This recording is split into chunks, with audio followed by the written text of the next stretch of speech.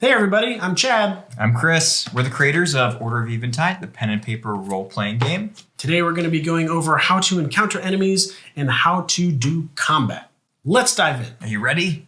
In this video, we're going to be going through combat from start to finish and all the different types of combat that you can have in Order of Eventide. So we're going to be going through this section here, starting on page 42. This is the Combat Codex. We're going to go over the combat flow. We're going to go over hero actions, how to attack, how to defend. We're going to go over surges and blunders, what happens then. We're going to explain the differences between the three different types of enemies, as well as the enemy stats, and what happens in some rare cases of healing, fleeing, and unconsciousness, and even death. All right, so let's get started. We have our dungeon here that we are already in the middle of with our party of 4 characters, Ash, Marthak, Taravar, and Lars. And we're here represented by this Penny in this room here. So we've decided to go south, and we've actually encountered a combat room. So this combat room, as our archivist tells us, is filled with a combat with Forsaken. And he's already rolled, off screen of course, that we're going to encounter an Orc Blade Master. Now, this is where the focus kind of goes off of the cartographer and over to the tactician, the tactician's time to shine, where they use the combat sheet to keep track of the enemies and of combat. So here the tactician will fill in the bubble for what type of enemy it is. In this case, it's Forsaken, indicated here. And then they're also going to write the name of the enemy here on the enemy line. We have our Orc Blade Master. And then we are going to go over some of the other things here about the Orc Blade Master.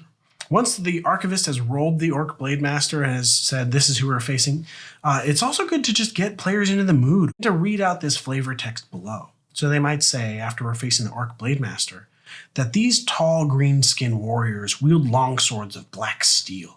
Their faces are often covered by a bone helm smeared with their victim's blood. Now I'm in the mood. I'm ready for battle. So we have here a few things about the Orc Blade Master. First, we have their level. These guys are level 4. Now, the level represents 2 things. It represents their attack power, how strong they are when they're attacking you. It also represents their defensive power, so how easily they can defend your attacks or evade them. So each of those is going to start at level 4. They're all the same at the beginning. And then this QTY column is quantity. So this is going to be how many Orc Blade Masters we are combating against. So we're going to roll a d6 and add 1. Looks like, we're rolling a lot of them. Mm-hmm. We're going to be facing 6 plus 1, which is 7 Orc Blade Masters. So the tactician is going to fill in these small circles here to represent each of those Orc Blade Masters. So one small circle represents 1 while they're still alive, and then once they're dead, we'll fill in all those circles all the way. All right, so that's level and quantity. Now, as far as blunder goes, combat doesn't always go as planned. Sometimes you make a swing and it's, you fumble your weapon, or you misstep, or you get caught on something, or the enemy surprises you. So this blunder basically represents an enemy taking advantage of your character making a misstep in battle. So whenever a character rolls a 1 on their attack or defense roll, that activates the enemy's blunder ability, in which case the Orc Blade Master has a hidden blade. All of these Orc Blade Masters are outfitted with a hidden blade, and if any character rolls a 1 on their attack or defense, then they immediately receive 1 damage from the Orc Blade Master's hidden blade.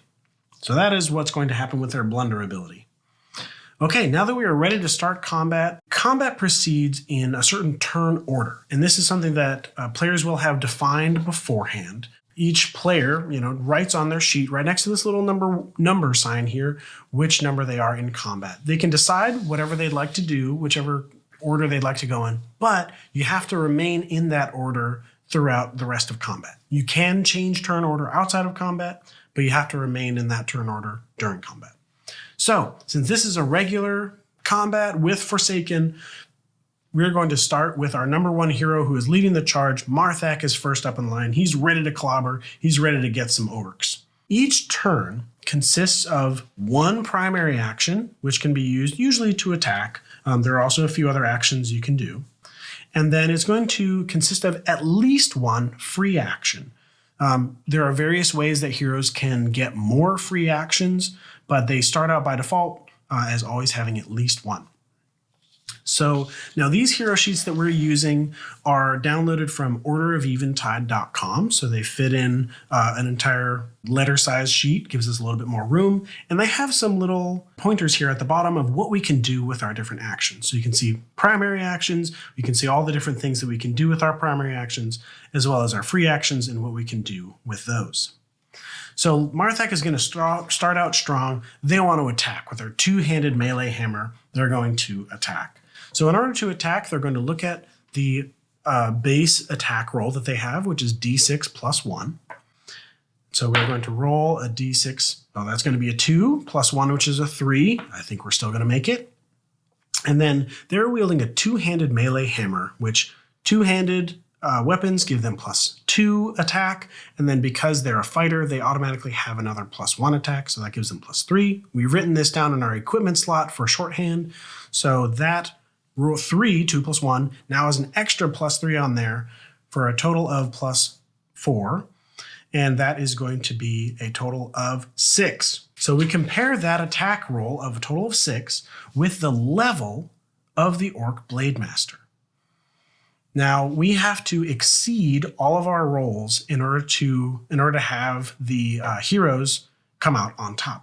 So because the Orc Blade Masters are level 4, we have to roll higher than a 4 in order to defeat one. So they have done this. So the Marthak has successfully made a strong attack against that Orc Blade Master and struck him down in one strike. And so in order to do that, the Tactician is going to fill in that circle for that Orc Blade Master, and they count as dead.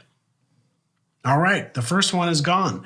So combat in Order of Eventide alternates between heroes and enemies. So starting out, most times under normal circumstances, we'll start out with the heroes and then move to one enemy turn, move back to a hero, move back to an enemy.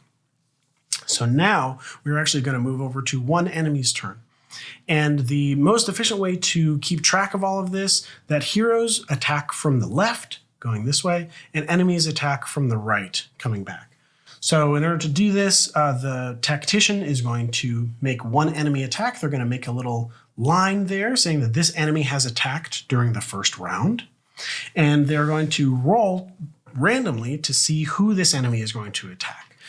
These Orc Blade Masters don't have any particular prejudice against any of your characters, so they're just going to attack someone at random.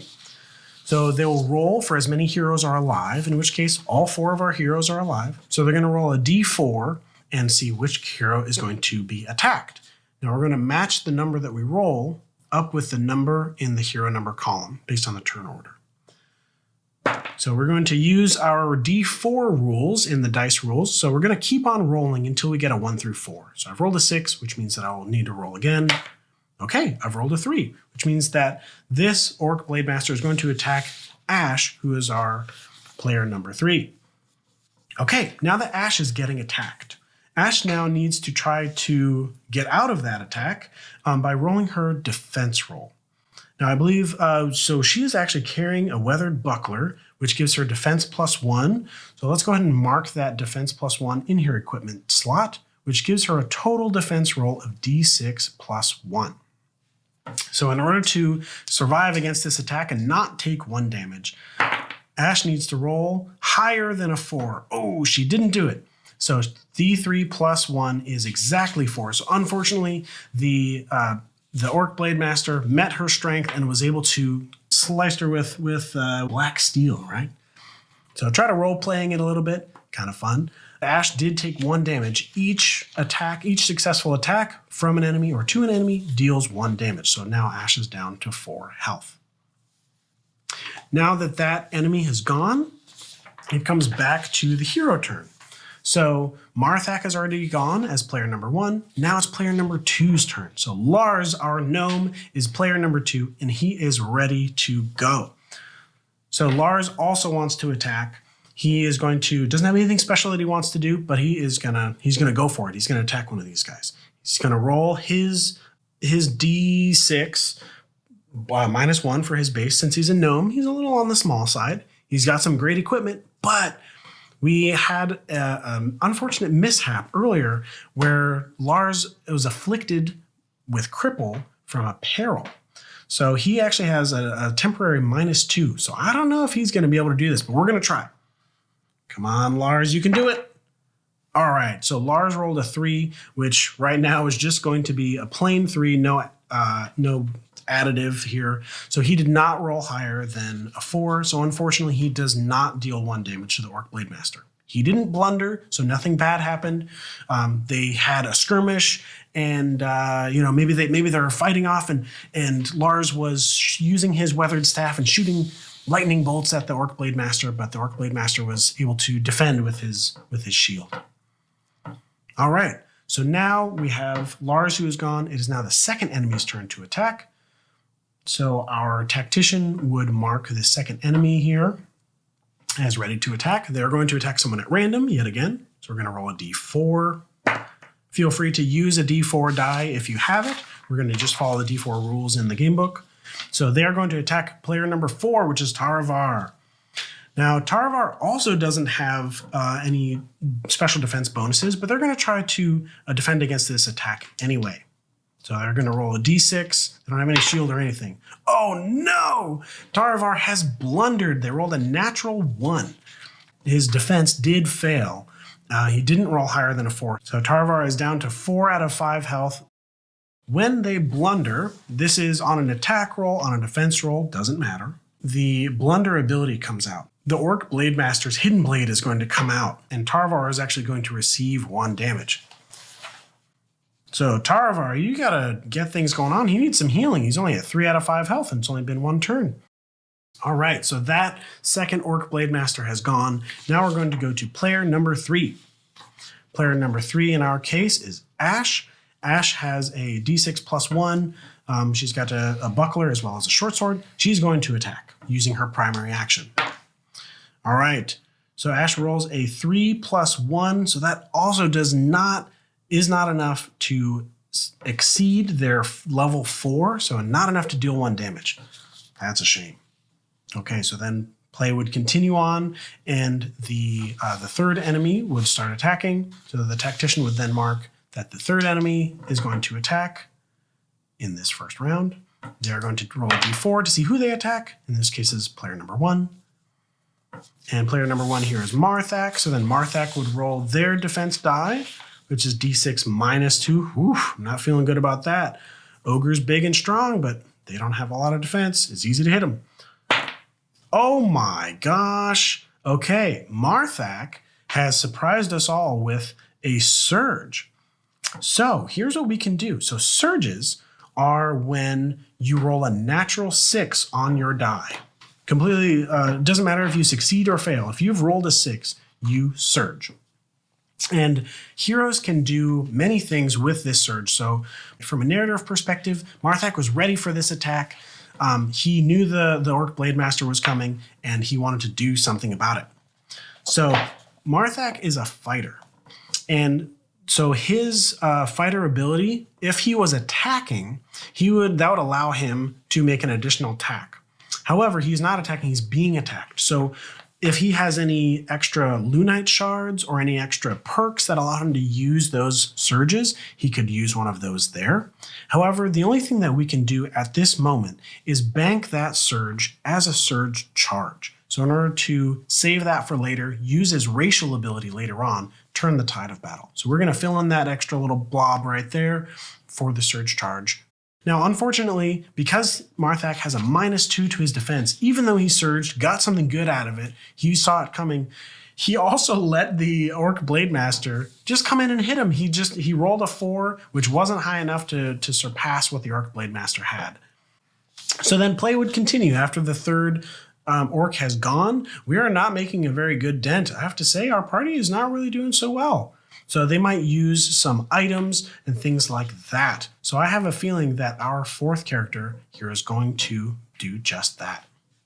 Our fourth hero, Taravar, is up.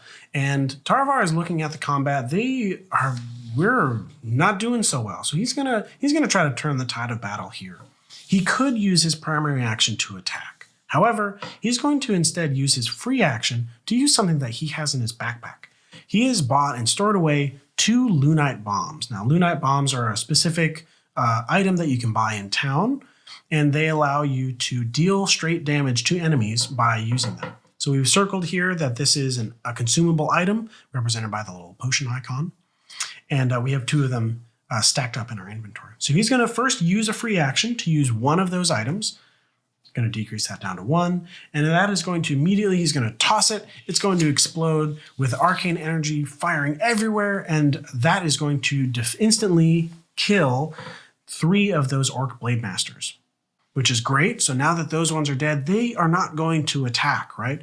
There would have been more attacks at the end of this round where the enemies were going to attack our heroes. But because he's taken those out, they are no longer going to attack. Now, what Taravar is going to do is use his primary action, which he still has, and he is going to attack. So he is a D6 of a base by being a Talpak. He hasn't leveled up yet, but he is wielding a 2-handed yew longbow, so a very stretchy wooden longbow that he brought from home for a +2 equipment bonus.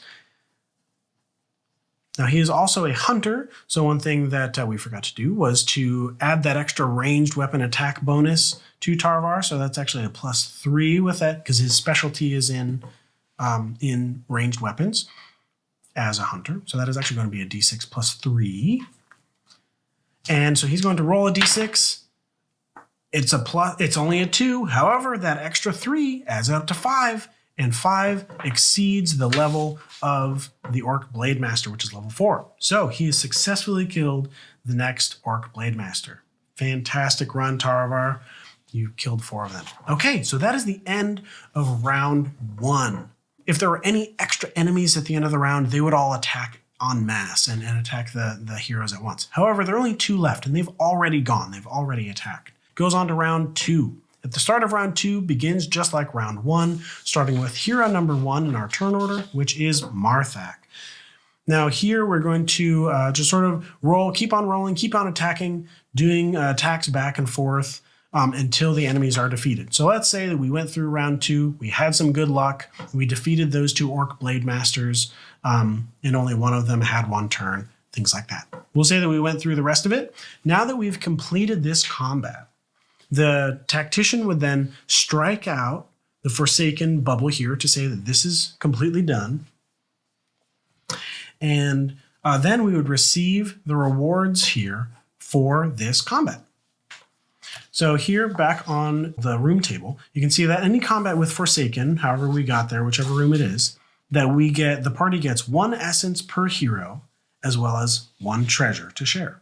So on each hero's sheet, as long as they're alive and conscious, they would be able to gather that ambient arcane energy that is kind of flowing through these evil monsters. And they would be able to increase their essence by 1. So each hero would then go through and do that on their own character sheets. And then as well, they have 1 treasure to share. So it says reference page 81. So we're going to flip over to the next page. Shows us where our treasure is. So treasure is here up in the top right.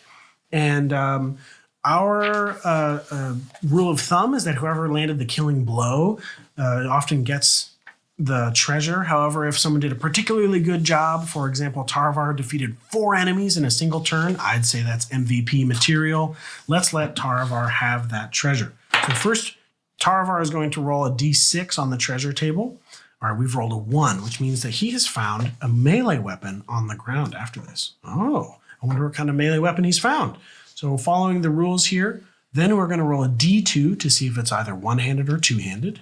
So we're going to see 1, 2, and 3 is going to be one-handed, and 4, 5, and 6 is going to be two-handed. So we got a 4, so we're going to say that's two-handed, which is great. So we found a two-handed melee weapon. Now that we've done that, we can then roll on the melee weapon skill table, which is right here. We're going to roll another d2 to see which skill this has. So we've rolled another 4, so let's say that's 2. And so it looks like we found a forceful melee weapon, two-handed melee weapon. So it looks like one of these Orc Blade Masters, just kind of role-playing it out, Taravar picked up one of these long swords of black steel. So we have a black long sword that he just found from one of these Orc Blade Masters that was still imbued with a certain latent arcane energy and has this forceful power within it. Now we've written it down here. It's two-handed melee represented by 2M. It has the power of force represented here, and he's named it as Black Steel Longsword. Now, this weapon skill starts out with 3 charges, and each weapon, when you find it, starts out with maximum weapon charges. And so we're going to fill in the small circles of 3 charges to represent that it has 3 charges there. And then as we consume those charges, we'll fill in the weapon circles, the larger circles, to fill them out. Now, what force actually does is something we'll also want to write in here. So force will let us take a free action to gain attack +2 for 1 turn. So we're going to write that description in on the second line, that it takes a free action, and by using that free action to activate the weapon skill, Taravar himself can gain attack +2 for the rest of his turn. Super helpful if he needs to land a killing blow or has been inconvenienced by some of the other things happening. Yeah, good idea. Let's equip that. So he's going to unequip his U longbow, and he's going to then fill in the dot for the two-handed melee weapon to make sure that he is equipping the longsword. Pretty cool. All right, so those are the rewards. Now that we've gone through the rewards of our combat, there is one last thing that happens, and that's the end of combat effects. So the end of combat effects, lots of different things that could happen. One of the most important things is that now that we've successfully gone through combat, anyone who has a status effect is then relieved of that status effect. The change in the arcane energy in the dungeon allows that status effect to kind of be purified and escape with the enemy's sort of darkened arcane energy is drawn towards that. So Lars is thankfully alleviated of his cripple. He is no longer crippled. So there may be other combat end effects. So for example, you may have a Lunite shard that may attempt to recover health at the end of combat, or there may be some guild perks or whatever else that may give you extra benefits at the end of combat. So those would all happen then. However, you don't benefit from end of combat effects if you are unconscious. So we've gone over most of the things in the combat section here. However, there are a few left for us to go through. Next, we want to cover fleeing. So if the combat that we're in has provided to be too challenging, we're afraid for our lives, or maybe it just isn't worth fighting these enemies, the party can also choose to flee. So if you don't want to continue combat, the party can decide to flee during any hero's turn. So as long as any hero is going, then the whole party can decide to flee. So when fleeing, heroes first turn their backs. They get attacked as they're turning their backs and leaving. And that defense roll, because they're not engaging and they're not ready for combat, is at a -2. So let's say if we were still in combat with the Orc Blade Masters from earlier, they were level 4. And then, so as we're fleeing, each hero is going to have to roll a defense and try to get higher than a 6 because they are because their defense roll is at -2. So it's going to make it harder. So first we're going to start with Ash. Ash is going to try to get higher than 4 with a -2. So she rolled a 4, -2. She does have a shield that gives her +1, but a 3 is not enough to exceed a 4. So she takes 1 damage as she's fleeing. Next up is Marthak. He also rolls a d6. He blunders, so he is actually going to receive that blunder effect. He's going to take an extra damage as well as take 1 damage for while he's fleeing. So he really got thrashed by fleeing. Maybe not the best idea. Next up is Lars. He is going to try to flee. He has a little bit of better chance, but it's still at a -2. Let's see if he can work it out. Okay, so Lars rolled a 5. He has +3, -2, so that's ultimately a +1. He did roll a 6. He was able to sneak through the legs of some of the other Orc Blade Masters and come out unscathed. Taravar is last up. He's going to roll a 4, -2, which is only a 2, and unfortunately he does not get out unscathed. He would take 1 damage as they are leaving. So fleeing can be dangerous. It can be beneficial depending on who you are fleeing from. And when you are fleeing, the party leader is going to choose where you are fleeing to. So you could flee back into the room you came from, or you can flee into a different room. You could even flee further into the dungeon if you wanted to risk it. So there are a lot of strategy there, but take fleeing with a grain of salt and make sure that you do it at the right time. Now, you can flee from basically any combat, including Horde, Forsaken, Behemoths, even Master Behemoths. There are a few exceptions to this, but largely you can flee from any combat. However, when fleeing from combat, those enemies will still be there in the dungeon.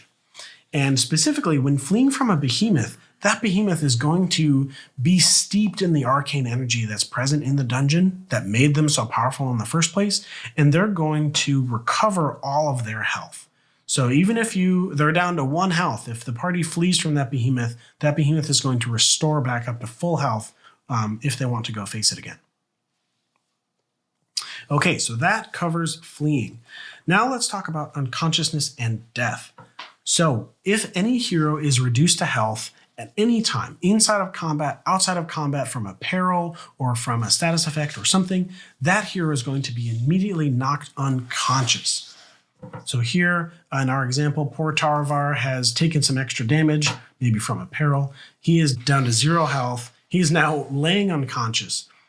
And in order to take time to recover from this unconsciousness, right, this is an oppressive environment deep down in these dungeons. And it's going to take some precious time to help Taravar recover his senses and be battle ready again. So under most circumstances, they will not be able to recover from unconsciousness during combat and will usually need to wait until outside of combat to recover from consciousness. In order to recover, another hero will have to use a skill or an item to recover health and kind of bring them back up. However, once that hero falls unconscious, their maximum health is immediately reduced to 1, which means that for this short time, they can only have a maximum of 1 health. So if they need to get out of the dungeon or if they need to finish what they're doing, they do not have a lot left because their strength is low. They're barely holding on. They have enough to basically get out and be safe. However, staying the night in Kara's Vale at Prentice Inn here on page 64 will restore every hero's maximum health back up to their normal full value. A good night's sleep with some good friends, good food and drink, it works wonders on the soul. So we do have to mention that if any hero, when they've already fallen unconscious, if their maximum health is already reduced down to 1, if they are reduced down to 0 health again, they can no longer survive from this. Any hero that already has 1 max health, if they fall unconscious again, they die. Dead heroes are going to lose all of their essence. They're going to drop all of their glowstone, all of their items in the room where they died, provided that they're in the dungeon, which I assume they would be. And then they have expired. And unfortunately, the party has to go on without them. If they have room to pick up some of their glowstone and items, they can. Unless they're fleeing in a haste, they may have to leave it in the dungeon. And then they have to head back to town, head back to Kara's Vale, then to regroup, decide how they'd like to proceed. And in most cases, I think, Taravar died right here in this room. That's sad. Keep that for posterity. Make a little gravestone for him. Yeah, we got to celebrate his life. He did so well in that battle. But in most cases, the party will move on, and players can create new heroes. They can, the Order of Eventide, the actual order themselves, can field new heroes and bolster their numbers. So this player can then go back, they can create a new hero. They can maybe find a different race if they'd like to try something, find a different class if they'd like to try it, and start again with a new hero and join the party again. And our recommendation is to start at whatever is the lowest level hero in the party. For example, if most of the party is level 5, but one hero is level 4, then to come in at level 4 or whatever is the lowest party level, and then with that new hero, give them new starting equipment, and they're going to have to build up all of their guild perks and join their guild and gain their titles and all of that separately. So that is death and unconsciousness. And with that, I believe that we have fully covered everything in combat, and that can happen from beginning to end. Well, that wraps it up for today's video. Thanks for watching, and happy dungeoneering.